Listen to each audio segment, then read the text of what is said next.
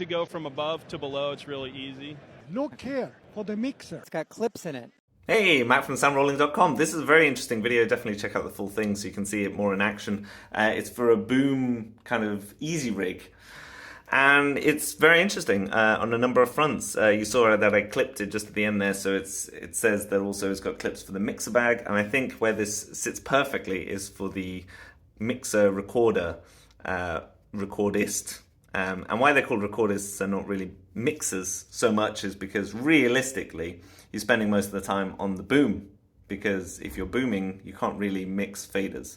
So it's for kind of a one-man band scenario. Or in reality television, things like that, you might have multiple people going around with like a small bag and just a boom as well. So I think this is a very neat product, and it's good that they've thought about the kind of whole concept and not just about the boom, because I don't think you're going to get that many boom ops they are going to be wearing this just for booming. I think this is definitely more for posture thing, which is very important because bags and general kit on the front is getting heavier and heavier with the amount of different tech and even the recorders that can do so much. I'm running a sound device as Scorpio, for example. It's absolutely massive. So having good posture, and once you're throwing in then having to boom as well sometimes for content stuff, then yeah, it can get really tricky. So very exciting to see, and I'd love to hear your thoughts, so get them in the comments.